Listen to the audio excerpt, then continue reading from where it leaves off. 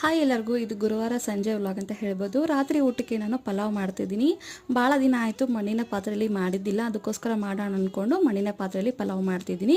ಒಂದು ಮಿಕ್ಸಿ ಜಾರಿಗೆ ಹಸಿಮೆಣಸಿನಕಾಯಿ, ಪುದೀನ, ಕೊತ್ತಂಬರಿ, ಧನಿಯಾ ಪೌಡರ್, ನೀರು ಹಾಕ್ಕೊಂಡು ಮಿಕ್ಸಿ ಮಾಡ್ಕೊಂಡಿದ್ದೀನಿ. ನೆಕ್ಸ್ಟ್ ಇದಕ್ಕೆ ಸಣ್ಣದಾಗಿ ಕಟ್ ಮಾಡ್ಕೊಂಡಿರುವಂಥ ಈರುಳ್ಳಿ, ಟೊಮೊಟೊ ಕೂಡ ಕಟ್ ಮಾಡ್ಕೊಂಡು ರೆಡಿ ಮಾಡ್ಕೊಂಡು ಇಟ್ಕೊಂಡಿದ್ದೀನಿ.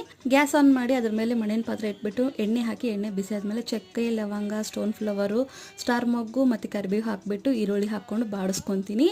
ನೆಕ್ಸ್ಟ್ ಶುಂಠಿ ಬೆಳ್ಳುಳ್ಳಿ ಪೇಸ್ಟು, ಟೊಮೊಟೊ ಕೂಡ ಹಾಕಿ ನೀಟಾಗಿ ಬಾಡಿಸ್ಕೊತೀನಿ. ಮಿಕ್ಸಿ ಮಾಡಿರೋಂಥ ಪೇಸ್ಟು, ಅರಿಶಿನ ಪುಡಿ ಮತ್ತೆ ಗರಂ ಮಸಾಲ ಹಾಕಿಬಿಟ್ಟು ಬೇಕಿದ್ರೆ ಬಿರಿಯಾನಿ ಮಸಾಲೆ ಕೂಡ ಹಾಕೊಂಡು ಹಾಕಿ ನೀಟಾಗಿ ಮಿಕ್ಸ್ ಮಾಡ್ಕೊಂಡು 2 ಗ್ಲಾಸ್ ಅಷ್ಟು ನೀರು ಹಾಕಿ ಉಪ್ಪು ಹಾಕಿ ಇದನ್ನ ಕುದಿಯೋಕೆ ಬಿಡ್ತೀನಿ. ನೆಕ್ಸ್ಟ್ ಈ ಕಡೆ ಕ್ಯಾರೆಟು ಮತ್ತು ಸೌತೆಕಾಯಿನ ಶಾಡೋ ಫ್ರೈ ಮಾಡ್ಕೊತಾ ಇದ್ದೀನಿ.